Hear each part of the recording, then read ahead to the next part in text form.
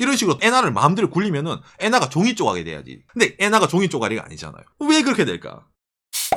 구독과 좋아요, 알람 설정 감사합니다. 이거는 이제 박간의 방송을 하면서 상당히 이제 많은 요청을 받았는 컨텐츠라서 좀 이거 한 방으로 정리를 해드리려고 들고 왔습니다. 요새 특히 이제 뭐 한국도 마찬가지지만 미국부터 해가지고 일본도 그렇죠. 세계 증시가 오르락내리락 거리면서 지금 투자다 이러시는 분들이 꽤 있을 거예요. 그래서 이제 뭐 흔히 말하는 시장의 위기는 찬스다. 그렇죠. 지금 듣기 그렇죠. 그렇죠. 물론 박간의 호상이 주식 전문가인가요? 뭐 경제 전문가인가요? 는 아니고 경제학 하는 사람들이 알고 있는 일반의 사실을 알려드리면서 좀 이해를 돕기 위해서 이걸 들고 왔습니다. 여러분들 일본 주식이라면 아시는 게 아마 니케이 뭐 평균 이런 거 들어보셨을 거예요. 니케이 평균이랑 일본은 이제 주가를 얘기할 때 토픽스라는 게 있습니다. 뭐가 다를까? 토픽스가 코스피 같은 거예요. 그러니까 토픽스는 일본에 상장되어 있는 거잖아. 일부에 상장되어 있는 주식의 그 모든 거 있잖아. 다 합쳐가지고 어느 기준점 매겨가지고 나눠서 한 값이기 때문에 코스피 지수랑 일본의 토픽스 지수가 또 거의 똑같은 방식으로 계산이 된다고 생각하면 됩니다. 그랬구나. 니케이 평균은 뭐야? 이거는 니케이는 일본 경제신문이에요. 일본 경제신문이 225개의 종목을 바구니에 담아가지고 자 니케이가 선정한 주가의 평균이 이겁니다로 되는 거예요. 그게 니케이 평균입니다. 그러니까 쉽게 말해서 일본 경제신문사라는 한 신문사가 선정한 주가 지수예요. 일본에서도 그 제일 주요한 이거 주식 볼 때 니케이잖아요. 정부도 그렇고 사람들도 그렇고. 그러니까 니케이를 일반적으로 사람들은 밀죠. 왜냐하면 니케이가 토픽스보다 역사가 길어요. 다른 나라도 뭐 신용정보평가기관이라든지 그런 데서 이제 선정하는 게 있는데 일본이 특이한 점은 신문사가 한다는 게 좀 특이한 거죠.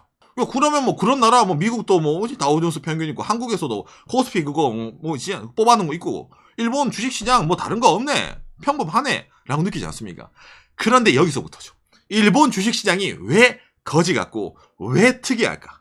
그 이면에는 누가 숨어 있어요? 그렇죠. 일본은행 뱅크 오브 재팬이 숨어 있기 때문이죠.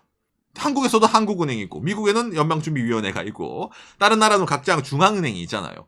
자 그런데 왜 이 뱅크 오브 재팬이 일본 주식시장에 뭐 관계가 있어라고 느끼지 않습니까? 자 이 뱅크 오브 재팬의 역할이 뭡니까? 일본은행 중앙은행이라면 흔히 말하는 화폐 발행의 기능을 갖고 있고 또 뭘 갖고 있냐 일본은행은 그렇죠. 주식시장의 안정화 기능을 하고 있는 게 어디? 일본은행입니다. 이게 화폐를 찍어내는 곳이 지들 돈 가지고 주식시장에 개입을 하나 생각해보면 화폐 가치가 어떻게 됩니까? 떡락을 해요. 화폐 가치가. 그러니까 이거는 주식을 하시는 분이라면 정말 일본이라는 나라는 제정신이 아니구나 라고 느낄 수 있는 사실이에요. 일본은행은 ETF를 삽니다. 일본 주식시장에. ETF? 이미 지금 ETF 들은 순간부터 이제 방송 끄고 이제 자 오늘 자자 이거 화면 닫기 누르고 그죠 이제 나가는 사람 있을 수도 있는데 들어봐요. 이거 너무 오래됐어. ETF가 뭐냐면은 주식의 선물 세트입니다. 모든 회 같은 거야 주식에. 그러니까 이걸 언제부터 사들으려면은 기존에 2010년도부터 적극적으로 일본은행이 사들입니다. 그래서 언제부터 더 극적으로 들어가냐면은 아베노믹스예요. 이게 아베노믹스. 그래서 유명해진 게 일본은행 총재인 쿠로다라는 총재가 있습니다. 일본은행 총재. 쿠로다 아저씨. 상당히 유명해요. 그래서 이제 일본은행이 일본에서 개입을 한다 이러면은 쿠로다 일본은행 총재가 바주카포를 쏜다 이래서 일본에서는 쿠로다 바즈카라는 말이 있습니다. 그래서 그만큼 영향력이 상당히 셉니다. 일본은행이. 그래서 지금까지 일본은행이 총 어느 정도 사들였느냐 일본 주식시장에서 누계 29.4조 엔 그러니까 우리나라 돈으로 300조를 샀어요. 지금 일본은행이 일본 주식을. 그러니까 이 주식이 뭐냐면 안 파는 주식이에요. 그냥 계속 사들이는 거야. 이게 중요합니다. 여러분들은 주식할 때 저점에 살고 떡상하면 팔아야 되잖아. 일본은행 그게 아니야. 저점에도 사고 고점에도 그냥 계속 사는 거야. 근데 이것도 사들이는데 룰이 있습니다. 인덱스 매매라 해가지고 아까 말한 그 ETF 상품이 있잖아. 상품 쪽에서도 딱 그 일본 주가 평균에서 덩치 큰 친구는 요만큼, 덩치 작은 친구는 요만큼 이래서 비율을 딱 정해가지고 똑같이 그냥 계속 사들입니다. 그게 지금 우리나라 돈으로 300조 정도가 된다는 말이에요. 이렇게 보면은 아니 저 정도 사들였으면 웬만한 기업에서 일본은행이 두각을 들여낼 텐데라고 느끼잖아요. 그런 기업이 있습니다. 여러분들이 아는 기업. 누구요? 유니클로요. 유니클로가 주가 구성 비율을 보면은 그 흔히 말하는 ETF가 상당히 많은 비율을 차지했거든요. 그 대부분을 일본은행이 갖고 있어요. 아니 일본은행 총재가 히트텍 입나? UT 입나? 그 사람이 왜 그렇게 유니클로를 사들인가 느끼잖아요. 아까 제가 일본은행이 어떻게 사들인다고? 큰 비율대로 사들인댔잖아요. 덩치 큰 만큼 이 정도, 덩치 작으면 이 정도. 그렇게 그냥 꾸준하게 사들이다 보니까 의도치 않게 유니클로가 덩치가 크잖아. 많이 사들이게 되는 거야. 다른 뭐 운용하는 연기금 같은 거면은 이게 들어갔다가 사고 팔고를 하는데 일본은행의 ETF 선물 세트 사는 거는 그냥 사들이기만 하다 보니까 흔히 말하는 주가 방어가 되는 겁니다. 근데 요즘 세계 대공황이잖아. 그러면 이제 일본은행도 슬슬 이제 손절 칠 때가 올 것 같은데 라고 느끼지 않습니까? 지금 뭐 이 코로나 사태 때문에. 그런데 지난 3월 18일 날 일본은행이 긴급 재정회의를 열어가지고 어떻게? ETF 매입 금액을 연간 12조엔으로 했다. 원래는 6조엔을 샀어요. 연간. 올해는 긴급이잖아. 주가가 떡나가 한단 말이야. 그러니까 일본은행이 일본 주식시장을 방어를 해야 돼요. 우리나라 돈 120조를 주식시장에 넣어서 그냥 사겠단 말이에요. 일본은행만 이렇게 돌릴 것 같아요? 아니죠, 여러분. 일본의 큰 손은 일본은행이 아닙니다. 누구요? 짜자잔. 뭐지 이거? GPIF. 일본의 연금관리운영공단입니다. 이 친구들이 돈을 얼마나 놀리냐면 일본에서 총 돌리는 금액이 약 169조엔. 세계에서 상당히 유명한 투자 운용기금이 일본 연기금입니다. 그 중에 국내 일본 시장 주식에 얼마 정도 돈을 넣고 있냐면은 우리나라 돈으로 약 420조 원 정도를 일본 국내 시장에 투입하고 있습니다. 상당히 많은 돈을 이 일본은 또 연기금 선생님이 운용을 하고 계십니다. 이 친구랑 이 일본은행이 서로 지금이야 가자가 되는 그 순간이 일본 주가가 어떻게 될까? 휘청거립니다. 그럼 쉽게 말해서 얘가 살 때 제가 빼면은 표시가 안 나. 근데 살 때 같이 사면은 떡상인가? 그런 밸런스가 나옵니다. 일본 주식시장에서는. 그러니까 정부가 돌린다 보면 됩니다. 일본 주식시장은. 이런 식으로 엔화를 마음대로 굴리면은 엔화가 종이 쪼가리 돼야지. 국가 정부 지 마음대로 하는데. 근데 엔화가 종이 쪼가리가 아니잖아요. 엔화는 가치가 있잖아. 왜 그렇게 될까? 그런 데서 일본의 많은 경제 전문가들이 분석이 들어갑니다. 이러니까 일본이 전 세계적으로 폐쇄적인 시장이란 말이 들어오고 주가 조작을 한다고 말이 나온다. 일본 이래서 안 된다. 또 어느 대학 교수. 일본 정부. 일본 엔화는 이래도 가치가 폭락하지 않기 때문에 더 하세요. 이런 사람도 있어요. 일본에서. 각종 양쪽 사람이 다 말이 있어요. 오상은 어느 게 정답이라 생각해요. 내가 그걸 알면은 지금 버스를 타지. 어느 버스든. 어떻게 일본은행이 이렇게 할 수 있을까라는 거 이해를 하려면은 이게 중요하죠. 도쿄 증권거래소, 자스닥, 한국으로 치면 코스닥 같은 거죠. 상장되어 있는 일본은행이에요.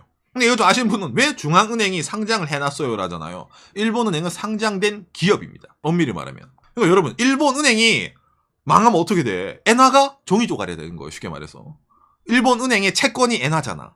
자, 이게 일본은행 뱅크 오브 재팬의 공식 사이트입니다. 일본은행의 주식은 엄밀히 말하면 이 친구들은 출자 증권이라는 표현을 씁니다. 일본의 화폐를 발행하는 중앙은행의 자본금이 여러분 얼마나? 1억 엔이에요. 우리나라도 10억 갖고 있는 은행의 돈이 엔화예요. 이상하지 않아? 이것만 들어도 뭔가 상당히 냄새가 나죠. 55%는 정부가 갖고 있어요. 그래서 일본은행 총재를 일본 정부 속에서 선출을 시킵니다. 45%는 민간 출자예요. 일본은행은. 엔화를 발행하는 회사가 주식의 45%를 민간인이 갖고 있는 거예요. 누가 갖고 있어? 이게 일본은행의 미스터리입니다. 공개를 하지 않고 있습니다. 비공개입니다. 오. 그렇기 때문에 일본인들은 엔화를 발행하는 자기들의 주식 45%를 누가 가지고 있는지 몰라요. 많은 혹자들은 이 45%가 누군가가 일본은행을 지지를 해주고 이거는 일본 국내 얘기를 하는 게 아닙니다. 그렇기 때문에 일본은행은 괜찮다고 얘기를 하는 거예요. 그래서 사람들이 일본은행은 저 비밀을 파헤치고 싶은데 파헤칠 내용이 그 어디에도 없습니다. 음모론은 많아요. 일본은행의 대주주는 사실 로스차일드 이런 것도 있고 2차 세계대전 지고 난 뒤에 미국이 뒤에서 사실은 그거 지점으로 세운 게 일본은행 이런 사람도 있는데 그 뒷배경은 아무도 모릅니다. 일본은행이 비공개를 해주기 때문에. 다만 아까 보여드린 일본은행이 주가를 우리나라도 300조를 넣어두고 그냥 묻어두고 그게 인정이 되고 채권을 막 사들이고 그런 돈을 마음대로 한다는 이유 뒤에는 일본은행이라는 중앙은행의 구조가 너무 이상하기 때문에 거기에 답이 있을 거라고 말하는 사람들이 많다는 거죠. 요시. 그래서 일본에서 제일 큰 음모론은 그겁니다. 미국이 들어갔답니다. 뭐 기축통화 이런 거 얘기할 때 아이고 오상 기축통화는 원유 결제할 때가 쓰는 게 달러니까 달러가 기축통화예요. 그런데 봐. 지금도 러시아, 뭐 사우디, 뭐 미국 쉘가 싸우고 있잖아요. 불안정합니다. 컨트롤을 너무 많이 해야 돼요. 사우디 눈치 봐야지, 러시아 눈치 봐야지, 중동 눈치 봐야지. 너무 불확성이 많아. 하지만 일본 은행 뒤에 미국이 있다면 어떻게 될까? 달러 옆에 짝꿍이 엔화가 있는데 이 엔화를 사실은 미국이 뒤에서 조정하고 있어가지고 가치를 유지시키고 있어. 왜? 미국 달러는 엔화에 대비해서 이 정도 가치를 가지니까 상대적 대비를 준다. 이런 음모론이 나오면 어떻게 될까? 그런 식으로 일본에서 음모론 하는 사람이 있습니다. 그래서 안 망한다는 사람이 있어요. 그럼 미국이 컨트롤하기 쉽잖아. 사실상 뱅크 오브 재팬도 미국 거면은. 안 그래요?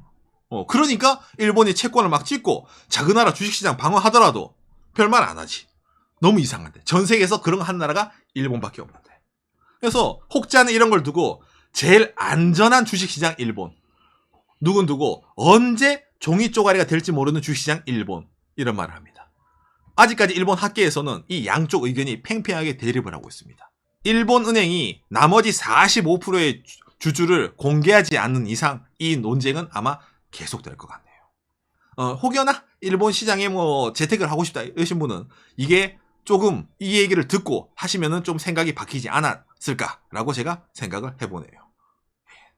근데 오상 시청자분들 이런 얘기뿐만 아니라 이거지 오상. 일본 주식 뭘 사면 돼요? 마지막이니까 말해주세요죠. 뭘 사면 돼요? 그러니까 여러분들은